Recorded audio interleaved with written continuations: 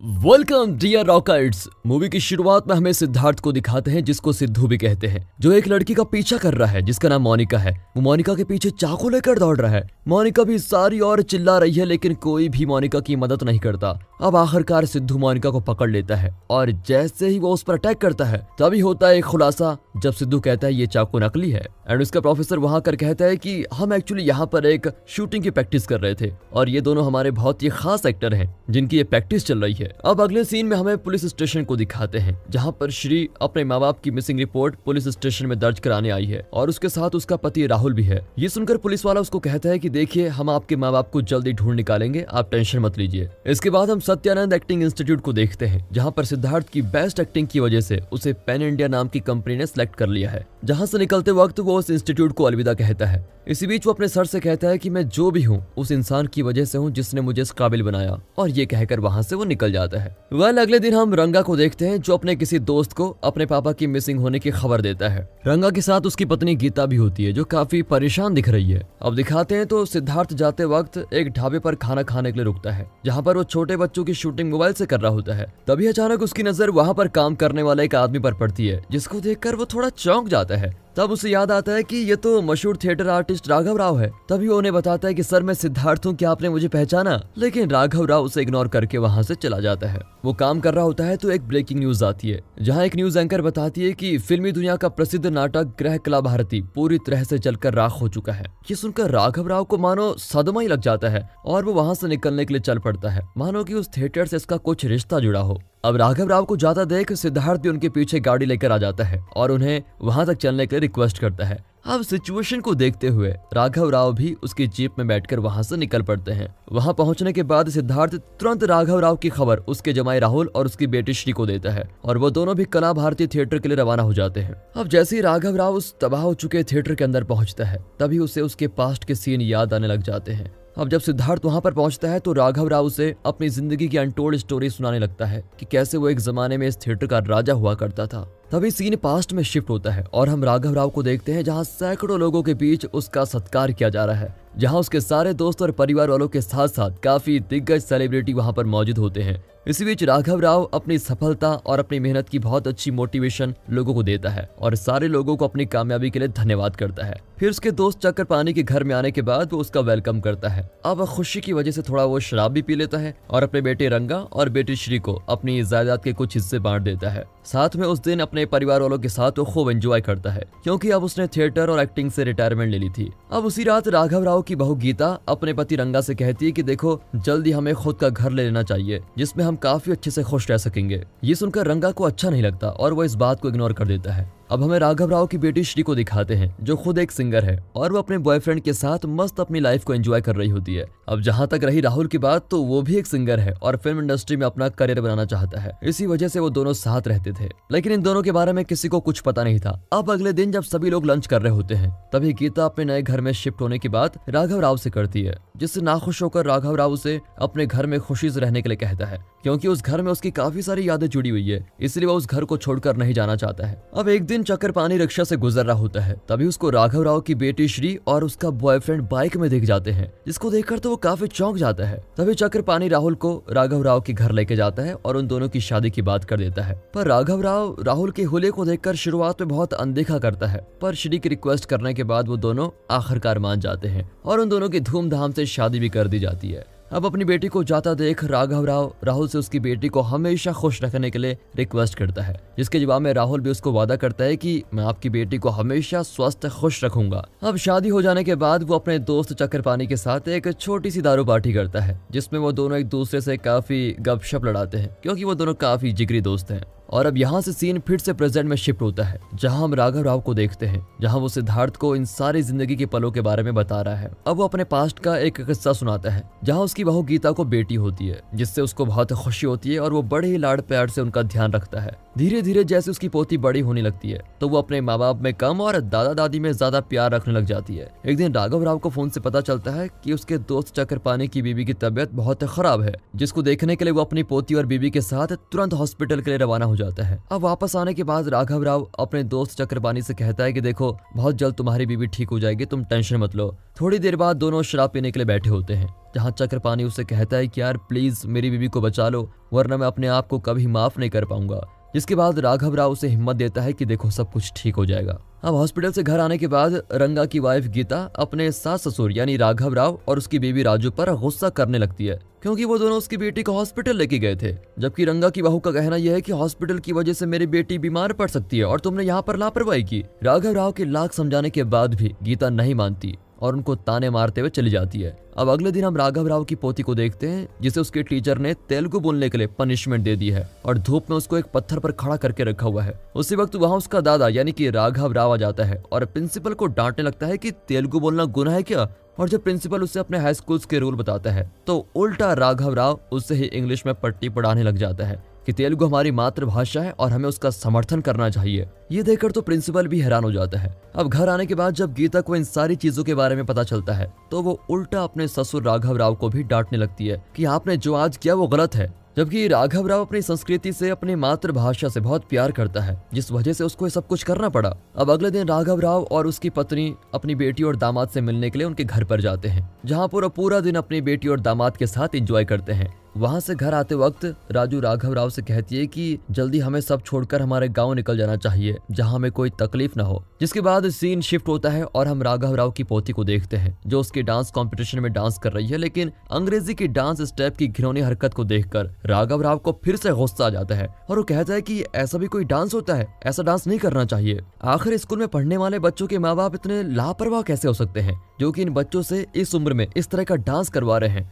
राघव राव साथ ही उस स्कूल के मैनेजमेंट को भी बहुत भला बुरा कहता है। फिर वो अपनी पोती को वहां से घर लेकर चलता है। घर आने के बाद फिर से गीता उनको डांटती है कि आपने आज फिर सब कुछ खराब कर दिया, अरे मेरी बेटी की एजुकेशन के बीच में आप मत पढ़ो। अब राघव राव और उसका बेटा रंगा भी गीता को समझाता है कि देखो ऐसे मत बोलो, लेकिन वो किसी की नहीं सुनती। अब अगली सुबह गीता और रंगा राघव राव से माफी मांगते हैं कि देखो कल जो भी हुआ उसके लिए हम शर्मिंदा हैं। साथ ही साथ रंगा ये भी कहता है कि हम जल्द ही कहीं और शिफ्ट हो जाएंगे। ये सुनकर तो राघव राव को बहुत दुख होता है और वो अपने बेटे की खुशी के लिए अपनी बीवी राजू के साथ कहीं दूर जाने के लिए निकल पड़ता है। अब दोनों जाने के लिए रेलवे स्टेशन रवाना होते हैं, जहां उनका दोस्त चक्रपाणी, राघव की बेटी श्री और उसका पति राहुल साथ में वहां पर पहुंचते हैं और उन्हें जाने के लिए मना करते हैं और फिर बहुत रिक्वेस्ट करके श्री उन्हें अपने घर लेके आ जाती है। यहाँ से सीन फिर से प्रेजेंट में शिफ्ट होता है, जहाँ हम राघव राव को देखते हैं जो सिद्धार्थ को ये कहानी सुना रहा है कि कैसे उसने अपने बेटे का घर छोड़ दिया और अपनी बेटी के घर के लिए चला गया। अब देखते हैं कि राघव राव अपनी बेटी के साथ खुश रह पाता है या नहीं। तभी हम अगले सीन में चक्रपाणी को देखते हैं, जो रंगा और गीता की वर्क लोकेशन यानी उनके ऑफिस में जाता है,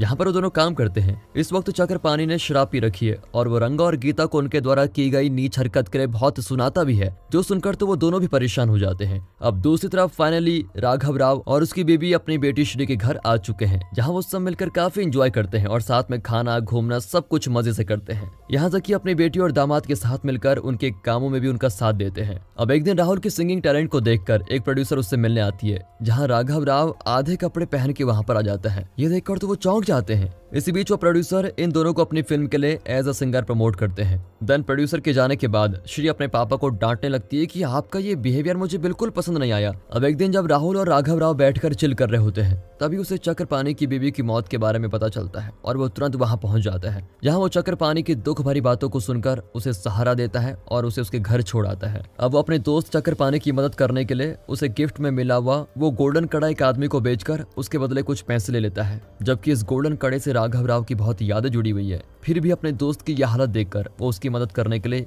ये कदम उठा लेता है। अब एक दिन राहुल और श्री की फैमिली को एक पार्टी में इनवाइट किया जाता है, जहां बहुत सारे पैन इंडिया के डायरेक्टर और प्रोड्यूसर मौजूद होते हैं। इसी बीच डायरेक्टर अपने बेटे सिद्धार्थ की मुलाकात राघव राव से कराते हैं। हाँ दोस्तों, मैं उसी सिद्धार्थ की बात कर रहा हूँ जिसे राघव राव प्रेजेंट में ये स्टोरी सुना रहा है। एक्चुअली इस वक्त सिद्धार्थ एक बहुत ही घमंडी लड़का है, जिसे इंडियन एक्टर्स जरा भी पसंद नहीं, क्योंकि वो लंदन से एक्टिंग सीख कर आया है। पार्टी का मजा लेते हुए राघव राव वहाँ पर बहुत एंजॉय करता है और डांस भी करता है और पूरी महफिल में लोगों को अपना दीवाना बनाता है। पर ये बात उसकी बेटी श्री को बिल्कुल पसंद नहीं आती और वो उल्टा सुबह सुबह अपने पापा से बहस करने लग जाती है। अब अगले सीन में हम सिद्धार्थ को देखते हैं, जो एक स्क्रिप्ट राइटर को भला बुरा कह रहा होता है, क्योंकि उसको अपने आप पर बहुत ज्यादा घमंड है और उसी बीच राघव राव ये सब कुछ देख रहा होता है, जिसका राघव राव को भी बुरा लगता है और वो सिद्धार्थ को फिर एक्चुअली एक्टिंग क्या होती है ये सब कुछ सिखाने लग जाता है। अब राघव राव का ये एटीट्यूड देखकर वहाँ के सारे लोग, प्रोड्यूसर और खुद सिद्धार्थ भी हैरान हो जाता है, क्योंकि राघव राव भी अपने आप में एक मशहूर एंड पॉपुलर एक्टर था। इस वक्त सिद्धार्थ की माँ ये सब कुछ सुन रही होती है, जिससे उसको गुस्सा आ जाता है और राघव राव फिर वहां से चला जाता है। घर आने के बाद श्री फिर से अपने पापा के किए बिहेवियर के लिए उनको डांटने लगती है, पर इस बार भी राहुल कुछ नहीं बोलता। अब इन सारी बातों से परेशान होकर श्री फाइनली एक फैसला करती है और अपने माँ बाप से कहती है कि मैं तुम्हें कहीं किसी दूसरे रूम में शिफ्ट करा दूंगी या फिर किसी दूसरे घर में। अब ये सुनकर तो उसकी माँ राजू बहुत हैरान हो जाती है और उन दोनों को काफी ज्यादा दुख भी होता है कि जिस बेटी को उन्होंने पाल पोस कर बड़ा किया, आज वही उनको अपने घर से निकाल रही है। दोस्तों, इस मूवी का ये सीन बड़ा ही इमोशनल है। राघव राव की जिंदगी में पहले दुख कम थे क्या, जो अब एक और दुख उसको झेलना पड़ रहा है। वेल, इसी के साथ वो एक गेस्ट रूम में शिफ्ट होते हैं, जिस बीच राजू राघव से कहती है कि तुम आखिर इतना सब क्यों सहन कर लेते हो। हमारे सगे बेटे ने हमें घर से बाहर निकाल दिया और अब हमारी बेटी भी हमें अपना नहीं सकी। तुम प्लीज मुझे यहाँ से कहीं दूर लेकर चलो, मैं अब यहाँ और ज्यादा नहीं रह सकती। जिसके जवाब में बेचारा भोला राघव राव उसे मीठी बातें बोलकर दिलासा देता है। थोड़ी देर बाद राघव राव अपने दोस्त चक्रपाणी के घर पर आता है और जैसे ही वो दरवाजा खुलता है, वो देखता है कि चक्रपाणी शराब के नशे में पूरा टल्ली हो चुका है और उसकी आंखें भी काफी लाल हो चुकी हैं। अब बातों ही बातों में चक्रपाणी राघव राव को थप्पड़ मार देता है और कहता है कि तुम इतने जलील कैसे हो सकते हो। तुमने अपने एक्टिंग से सब लोगों का दिल जीता है, इतना बड़ा स्वराज्य खड़ा किया है, और तुम्हारे बेटे ने तुम्हें घर से निकाल दिया और अब तो तुम्हारी बेटी भी, वो भी तुम्हें अपना नहीं रही है। इसके जवाब में राघव राव अपने दोस्त को सब भूल जाने के लिए कहता है। अब चक्रपाणी अपनी गलती के लिए राघव से माफी मांगता है और सदमे की वजह से बेहोश हो जाता है। फिर चक्रपाणी को हॉस्पिटल में एडमिट करने के बाद डॉक्टर उसे रेस्ट करने की सलाह देते हैं। अब चक्रपाणी को होश आता है तो राघव उसे अपने हाथों से खाना खिलाता है, जिस बीच उन दोनों में काफी पुरानी बातें होती हैं। वो उस समय की बातें करते हैं जब वो दोनों एक्टिंग किया करते थे और फिर वो अपनी यादों को ताज़ा करते हैं। अब चक्रपाणी राघव राव से कहता है कि मेरी जिंदगी में अब कुछ नहीं बचा, अच्छा होगा कि तुम मुझे इस दुख भरी जिंदगी से आजाद कर दो, यानी मुझे मुक्ति दे दो। अपने दोस्त की ये बातें सुनकर राघव राव भी काफी इमोशनल हो जाता है, इसलिए अपने दोस्त के वादे को निभाते हुए और दिल पर पत्थर रखकर वो उसे बहुत सारी नींद की गोलियां देकर सुला देता है, जिससे चक्रपाणी की नींद में ही मौत हो जाती है। अब बेचारा राघव राव अपने जिगरी दोस्त को भी खो चुका है, जिसकी कहानी वो सिद्धार्थ को सुना रहा होता है। अब अगले दिन राहुल श्री के पास अपने कुछ पैसे देकर चला जाता है। तभी राघव राव को लगता है कि उसकी पत्नी की तबीयत खराब है,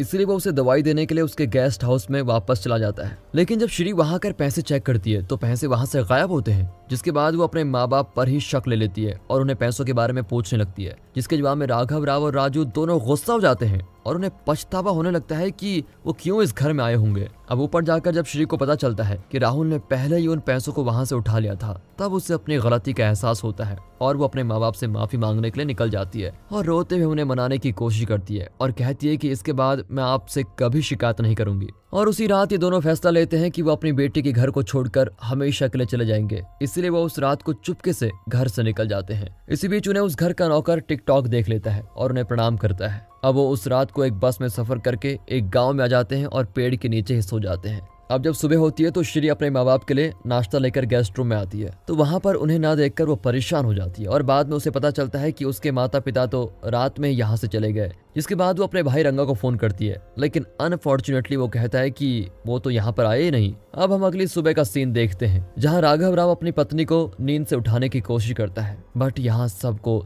तगड़ा झटका लगता है जब हमें पता चलता है कि उसकी पत्नी राजू नींद में ही दुनिया को छोड़कर चली गई। अपनी पत्नी की मौत का राघव राव को बहुत बड़ा सदमा लगता है और वो अकेला पड़ जाता है। इसके बाद वो उसका अंतिम संस्कार करता है और फिर हमें प्रेजेंट में दिखाते हैं, जहां राघव राव के परिवार वाले उस थिएटर में पहुंच जाते हैं जहां राघव राव सिद्धार्थ को अपनी कहानी सुना रहा है। अब श्री और रंगा को पता चलता है कि उनकी माँ इस दुनिया में नहीं रही, जिससे वो भी बहुत दुखी होते हैं और रोने लग जाते हैं। बात करते करते राघव राव को भी दिल का दौरा पड़ता है और वो सिद्धार्थ से आखिरी बार कहता है, मेरी बताई हुई सारी बातों को याद रखना, और ये लास्ट मैसेज देने के बाद वो अपने प्राण त्याग देता है। और इस तरह से इस थिएटर और अपनी जिंदगी का सबसे बड़ा नट सम्राट इस दुनिया को छोड़कर चला गया। ये सीन देखकर तो अच्छे के दिमाग हिल गए होंगे और इमोशनल के मारे तो काफी लोगों के आंसू भी आ सकते हैं। सच कहूं तो ये कहानी मेरी लिस्ट में अब तक की सबसे ज्यादा इमोशनल कर देने वाली कहानी थी, क्योंकि इस एक्सप्लेनेशन वीडियो में काफी सारे इमोशंस, सीन्स, सब कुछ रियलिटी से जुड़े हुए हैं। तो दोस्तों, अगर आपको वीडियो अच्छी लगी हो, मूवी अच्छी लगी हो, स्टोरी पसंद आई हो, वीडियो को लाइक कीजिए, चैनल को सब्सक्राइब कर दें। मिलते हैं अगली वीडियो में, तब तक के लिए गुड बाय,